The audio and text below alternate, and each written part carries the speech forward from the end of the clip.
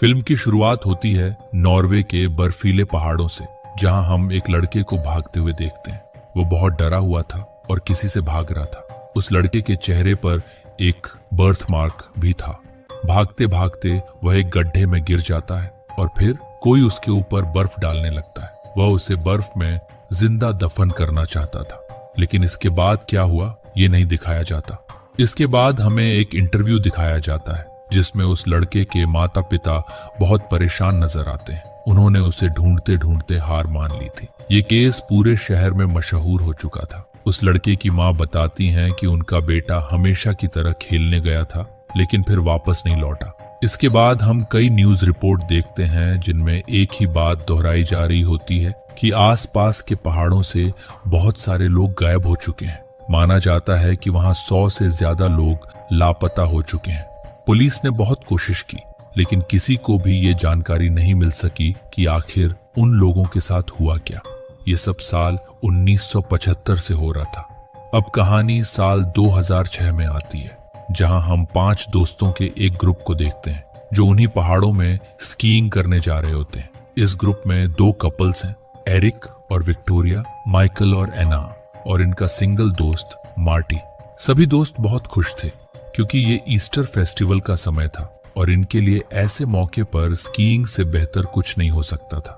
थोड़ी देर बाद वे लोग अपनी मंजिल पर पहुंच जाते हैं, जो शहर से काफी दूर एक पहाड़ी इलाका था। बिना समय गवाए वो लोग एक ऊंची पहाड़ पर चढ़ना शुरू कर देते हैं। उन्होंने ये सुनसान जगह इसलिए चुनी थी क्योंकि वे लाइन में लगकर हजारों लोगों के बीच स्कीइंग नहीं करना चाहते थे।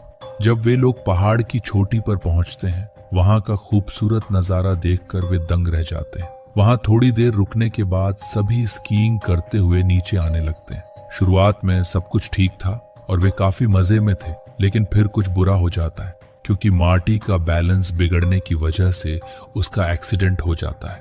वो बुरी तरह गिरता है जिससे उसके पैर की हड्डी टूट जाती है। उसके दोस्त तुरंत उसकी मदद के लिए आते हैं। मार्टी बहुत दर्द में था। वे लोग जल्दी से उसके जख्म पर एक कपड़ा बांध देते हैं ताकि खून बहना रुक सके।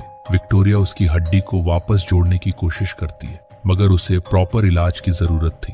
अब समस्या यह थी कि ये लोग बहुत दूर आ गए थे, यहाँ पर नेटवर्क भी नहीं था और शाम होने वाली थी। एरिक कहता है कि शहर वापस जाने में काफी समय लग जाएगा, इसलिए आसपास मदद ढूंढनी चाहिए। थोड़ा आगे जाने पर उन्हें एक बिल्डिंग दिखती है। उन्हें लगता है वहां पर लोग होंगे जो उनकी मदद कर सकें।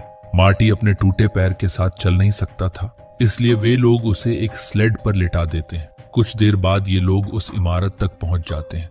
ये एक बहुत बड़ा होटल था, मगर हैरान करने वाली बात यह थी कि वहां कोई भी नहीं था। ये जगह पूरी तरह से खाली थी। एरिक मेन गेट को खोलने की कोशिश करता है, मगर वो अंदर से बंद था। मजबूरन वो एक खिड़की से अंदर गया, गेट को खोला और उसके बाकी साथी भी अंदर आ गए। अंदर सामान बिखरा हुआ था, जैसे कई सालों से यहाँ कोई आया ही ना हो। वहां बिजली भी नहीं थी। तो अब वे लोग फैसला करते हैं कि वे खुद मार्टी का ध्यान रखेंगे। विक्टोरिया अपने दोस्तों से कहती है कि वे आग जलाए और कुछ शराब की बोतल्स ढूंढ लें ताकि वे मार्टी के पैर को सीधा कर सकें। आसपास देखने पर उन्हें कुछ चीजें मिल जाती हैं, जिनमें एक ग्लू भी था। विक्टोरिया के बैग में कुछ पेन किलर्स भी थे, जिनसे वे लोग मार्टी के जख्मी पैर का इलाज शुरू कर देते हैं। अभी के लिए उसका जख्म कुछ हद तक ठीक था। अगली सुबह मार्टी को हॉस्पिटल पहुंचाना ही होगा। ये लोग ज्यादा टेंशन नहीं लेते क्योंकि उन्हें भरोसा है कि सुबह तक यहाँ मदद पहुंच जाएगी, इसलिए वे इसी होटल में रात बिताने का फैसला करते हैं। एरिक और एना उस होटल को अच्छे से देखना चाहते थे, जबकि विक्टोरिया मार्टी के साथ रुकती है। वे तीनों एक कॉरिडोर से गुजरते हैं जहां दोनों तरफ कई कमरे थे। उनकी नजर एक इमरजेंसी एक्स की जगह पर जाती है जो अपनी जगह से गायब थी, लेकिन वे इस बात पर ज्यादा ध्यान नहीं देते। थोड़ी देर बाद वे बेसमेंट में जाते हैं, जहां देखने पर उन्हें एक जनरेटर मिल जाता है। एरिक उसे ऑन करने की कोशिश करता है। बाहर जब मार्टी और विक्टोरिया बातें कर रहे थे तो अचानक उन्हें मेन गेट खुलने की आवाज आती है। विक्टोरिया तुरंत देखने जाती है, लेकिन वहां कोई नहीं होता। इस बीच एरिक ने जनरेटर चालू कर दिया था और पूरी बिल्डिंग में रोशनी हो जाती है। साथ ही वहां म्यूजिक भी बजने लगता है। ये देखकर उन लोगों को काफी खुशी होती है। अब एरिक विक्टोरिया के पास आ जाता है, जबकि एना और माइकल एक दूसरे कमरे में चले जाते हैं। अंदर सब कुछ जला हुआ था, जैसे किसी ने वहां आग लगाई हो। दरवाजे के लॉक टूटने के निशान भी थे, जैसे कोई वहां फंसा हो। खैर, बाद में वे सब साथ बैठकर म्यूजिक और ड्रिंक का मजा लेते हैं। इस बीच विक्टोरिया होटल का रजिस्टर देखती है, जिसमें कई गेस्ट्स की एंट्रीज थी। उसे एक नोट भी मिलता है जो किसी गेस्ट ने लिखा था। हम जानते हैं कि तुम अपने लड़के को ढूंढ लोगी। ये उस डायरी का आखिरी नोट था जिस पर साल 1975 की तारीख लिखी थी, यानी लगभग 30 साल पहले। अब वे लोग सोचते हैं कि शायद यहाँ से कोई गायब हुआ होगा। फिर विक्टोरिया को एक फैमिली फोटो मिलती है जिसमें एक कपल के साथ उनका बेटा था, और ये वही लड़का था जिसे हमने कहानी की शुरुआत में देखा था। पार्टी खत्म होने के बाद माइकल और एना ऊपर के एक कमरे में चले जाते हैं। एरिक और विक्टोरिया नीचे मार्टी के साथ थे। जब माइकल एना के करीब आने की कोशिश करता है तो एना कहती है कि उसे थोड़ा समय चाहिए। ये सुनकर माइकल को गुस्सा आ जाता है और वह कहता है कि एना बस उसकी भावनाओं के साथ खेल रही है। एना उसे समझाने की कोशिश करती है कि वह उससे प्यार करती है, बस चाहती है कि वह उसे अच्छे से समझे। लेकिन माइकल को ये बात बुरी लगती है, इसलिए वह वहां से चला जाता है। जब एना अकेली होती है तो वह नहाने चली जाती है। जब वह वॉशरूम में होती है तो कोई उसके पीछे से गुजरता है। वह सोचती है कि शायद ये माइकल होगा, इसलिए वह देखने के लिए बाहर आती है, लेकिन वहां कोई नहीं होता। वह घबराकर जल्दी से अपना सामान उठाने लगती है ताकि अपने दोस्तों के पास जा सके। लेकिन जैसे ही वह अपना सामान उठा रही होती है, एक अजनबी आदमी उसके सिर पर वार करता है। एना मदद के लिए चिल्लाती है, लेकिन म्यूजिक तेज होने की वजह से कोई उसकी आवाज नहीं सुन पाता। एना जख्मी हालत में बाहर भागने की कोशिश करती है। वह माइकल को देखती है जो उदास बैठा शराब पी रहा था, लेकिन बदकिस्मती से वह कातिल एना को खींच कर ले जाता है। अगली सुबह माइकल को अपनी गलती का एहसास होता है। वह एना के कमरे के बाहर ब्रेकफास्ट लेकर जाता है। मिशेल दरवाजे पर नॉक करके उससे माफी मांग रहा था, लेकिन जब अंदर से कोई जवाब नहीं आता तो माइकल नाश्ता कमरे के बाहर छोड़कर चला जाता है, यह सोचकर कि एना अब भी नाराज है। अब सुबह हो चुकी थी, इसलिए एरिक पास के टाउन में जाने वाला था ताकि मदद ला सके। मौसम अब भी बहुत खराब था, लेकिन एरिक ने ठान लिया था कि वह अपने दोस्तों के लिए मदद लेकर आएगा। तूफान की वजह से उसे आगे बढ़ने में मुश्किल हो रही थी, लेकिन कुछ दूर जाने के बाद एरिक देखता है कि बर्फ पर खून के निशान हैं। वह घबरा जाता है और उन निशानों का पीछा करता है। तब उसे अपने सामने एना की लाश मिलती है। उसे देखकर उसके रोंगटे खड़े हो जाते हैं, लेकिन इससे पहले कि वह कुछ समझ पाए, वही कातिल जिसने एना को मारा था पीछे से आकर एरिक को भी खत्म कर देता है। इस बीच होटल के अंदर लाइट्स झिलमिलाने लगती हैं, इसलिए माइकल और विक्टोरिया बेसमेंट जाते हैं। उनके जाने के बाद मार्टी की आंख खुलती है तो वह देखता है कि वहां कोई नहीं है। वह सबको आवाज लगाता है, लेकिन उसे कोई जवाब नहीं मिलता। अब थोड़ी घबराहट के साथ वह खुद ही अपने दोस्तों को ढूंढने निकल पड़ता है। उधर बेसमेंट में माइकल और विक्टोरिया जनरेटर ठीक करने की कोशिश कर रहे थे। इसी बीच उन्हें एक खुफिया दरवाजा मिलता है। दोनों उस दरवाजे को खोलकर अंदर जाते हैं। उन्होंने देखा कि अंदर बहुत सारा सामान रखा था, जैसे बहुत सारे ग्लासेस, कुछ अंगूठियां, कार कीज। उन्हें लगता है कि शायद ये होटल के मालिक का सामान होगा। जैसे जैसे वे और अंदर जाते हैं, उन्हें एक ऐसा कमरा मिलता है जो शायद किसी के इस्तेमाल में था। साथ ही उन्हें कुछ न्यूज़पेपर के टुकड़े मिलते हैं, जिनमें ज्यादातर उस छोटे लड़के की बातें हो रही थीं, जिसके चेहरे पर निशान था। एक खबर में इस होटल के बारे में लिखा था ईविल होटल, यही नाम दिया गया था इसे। और तब उन्हें अंदाजा होता है कि जिस होटल में वे रुके हैं वे 30 साल पहले ही बंद कर दिया गया था, क्योंकि यहाँ कुछ बुरा हुआ था। फिर वे सोचते हैं कि अगर ये होटल इतने सालों से बंद था तो यहाँ ये नई चीजें जैसे कैप्स और सनग्लासेस कहाँ से आईं?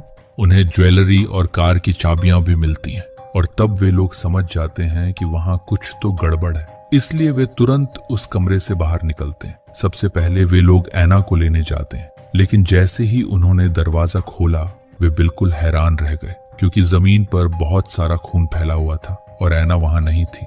वहीं दूसरी तरफ मार्टी किचन में जाकर बीन्स का एक जार उठाकर उसे खोलने की कोशिश करता है, लेकिन वह उसे खोल नहीं पाता। जब माइकल ऊपर आता है तो वह मार्टी की चीख सुनता है, इसलिए वह भागकर उसे देखने जाता है। जब माइकल वहां पहुंचता है तो दरवाजे से खून बाहर आ रहा होता है। वह घबराकर आगे बढ़ता है। मार्टी वहीं जमीन पर पड़ा होता है। लगता है कि जार खोलते वक्त वह गिर गया था और वह खून नहीं बल्कि बीन्स का पानी था।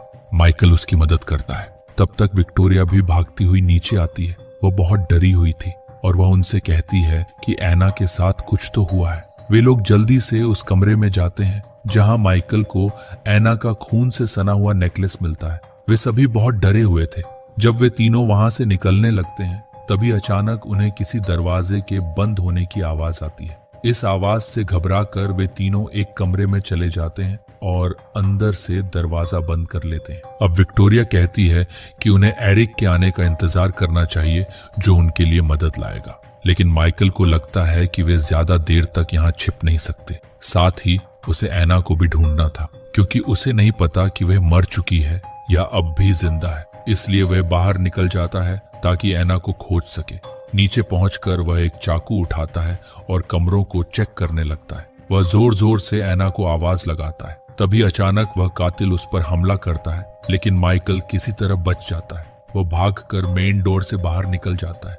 जब कातिल बाहर पहुंचा तो उसने देखा कि वहां कोई नहीं था। असल में माइकल छत के ऊपर ही छिपकर उसके जाने का इंतजार कर रहा था, क्योंकि वह जानता था कि इस तूफान में वह बहुत दूर नहीं जा सकता। जैसे ही वह कातिल थोड़ा आगे गया, माइकल दोबारा अपने दोस्तों के पास आता है और बताता है कि उसने एक बहुत बड़ा आदमी देखा जिसके पास एक कुल्हाड़ी थी। वे सभी बहुत डर गए थे। थोड़ी देर बाद माइकल विक्टोरिया से कहता है कि उन्हें मौका देखकर भाग जाना चाहिए। अब क्योंकि मार्टी चल नहीं सकता तो वह कहता है कि उसे यहीं छोड़कर मदद लानी होगी, लेकिन विक्टोरिया उसे मौत के मुंह में छोड़ने को तैयार नहीं थी। इसलिए माइकल गुस्से में अकेला ही वहां से निकल जाता है। वह पास की एक शेड की तरफ भागता है, इस उम्मीद में कि उसे कोई काम की चीज मिलेगी, लेकिन उसकी किस्मत ही खराब थी क्योंकि वह एक बेयर ट्रैप में फंस जाता है। उसकी चीखें उसके दोस्तों ने भी सुन ली थी। मिशेल किसी तरह खुद को छुड़ाकर शेड के अंदर ले आता है, लेकिन कातिल भी उसके पीछे ही था। मिशेल छिपने की कोशिश करता है, लेकिन कातिल ने उसे ढूंढ निकाला और फिर वह उसके दोस्तों के सामने ही उसे बेरहमी से मार डालता है। ये भयानक नजारा देखकर मार्टी और विक्टोरिया भी फैसला करते हैं कि उन्हें यहाँ से भागना ही होगा। विक्टोरिया मार्टी को सहारा देकर कमरे से बाहर निकालती है और दोनों एक स्टोरेज रूम में जाकर छिप जाते हैं। विक्टोरिया को कोई ऐसी चीज ढूंढनी थी जिससे वह उस कातिल का सामना कर सके। वह मार्टी को वहीं छोड़कर कुछ खोजने निकल जाती है। सबसे पहले तो वह उसी शेड में जाती है जहां पहले माइकल गया था। थोड़ा खोजने पर उसे वहां एक स्लेड मिल जाता है, लेकिन वह बहुत भारी था जिसे वह हिला भी नहीं पाती। तभी उसकी नजर एक शॉटगन पर पड़ती है, लेकिन उसमें सिर्फ एक ही गोली बची थी। ये देखकर उसमें थोड़ी हिम्मत आ जाती है और वह होटल वापस जाने का फैसला करती है। वह मार्टी को बताती है कि उन्हें सिर्फ एक ही मौका मिलेगा उस कातिल को मारने का, लेकिन वह यह रिस्क लेने के लिए तैयार थी। दोनों बेसमेंट की तरफ जाते हैं जहां विक्टोरिया को लगता है कि कातिल छिपा हुआ होगा। सबसे पहले वह जनरेटर बंद करती है और फिर उस खुफिया कमरे में जाती है। वहां उसने ऐना और माइकल की लाशें भी देखी, जिससे उसका दिल टूट गया। जब वह थोड़ा आगे बढ़ती है तो अचानक कोई उसका पैर पकड़ लेता है, जिससे वह बुरी तरह घबरा जाती है। लेकिन तभी वह देखती है कि ये और कोई नहीं बल्कि एरिक है। उसे देखकर विक्टोरिया को बहुत खुशी होती है, लेकिन एरिक भी बुरी तरह घायल था। इसलिए अब विक्टोरिया सबसे पहले खतरे से निपटने का फैसला करती है। थोड़ी देर बाद वे लोग कातिल के कदमों की आवाज सुनते हैं। जैसे ही वह सामने आया, विक्टोरिया उस पर बंदूक चलाने के लिए तैयार थी, लेकिन तभी वह कातिल अपनी टॉर्च बंद कर देता है, जिससे वहां अंधेरा हो जाता है और विक्टोरिया को कुछ भी दिखाई नहीं देता। मार्टी विक्टोरिया से कहता है कि उन्हें तुरंत वहां से भाग जाना चाहिए, लेकिन विक्टोरिया ऐसा नहीं करती क्योंकि एरिक भी जिंदा था। थोड़ी देर बाद कातिल वापस आता है और विक्टोरिया गोली चलाती है, लेकिन गोली उसे नहीं लगती क्योंकि उसने अपने सामने एरिक को खड़ा कर लिया था। इसके बाद वह एरिक को भी उनके सामने ही मार देता है और अब वे दोनों फंस चुके थे। मार्टी हिम्मत करके विक्टोरिया से बंदूक ले लेता है और उससे कहता है कि वह भाग जाए। विक्टोरिया न चाहते हुए भी उसे वहां छोड़कर भाग जाती है। इसके बाद कातिल मार्टी को भी मार देता है। विक्टोरिया बाहर भागकर अपना स्कीइंग का सामान पहन लेती है। वह उस बर्फीले तूफान में भागने की कोशिश करती है, लेकिन कातिल उसे पकड़कर बेहोश कर देता है। जब विक्टोरिया को होश आता है तो वह देखती है कि वह एक स्लेड पर बंधी हुई है और उसके साथ उसके मरे हुए दोस्तों की लाशें भी थीं। कातिल सबको एक गहरे गड्ढे तक घसीट कर ले जा रहा था। लेकिन उसे ये नहीं पता था कि विक्टोरिया अब भी जिंदा है। जब वह एक एक करके सभी लाशों को उस गड्ढे में फेंक रहा था तो विक्टोरिया अपने दोस्त की जेब से एक रेजर ब्लेड निकाल लेती है। जब कातिल उसके पास आता है तो विक्टोरिया वो ब्लेड उसके सीने में घुसेड़ देती है और उसका हथौड़ा लेने के लिए भागती है, लेकिन कातिल तुरंत उसे पकड़ लेता है। अब विक्टोरिया गड्ढे में गिरने ही वाली थी, लेकिन तभी वह कातिल का चश्मा उतार लेती है, जिससे वह कुछ देर के लिए अंधा हो जाता है। उसकी आंख पर एक अजीब सा निशान था।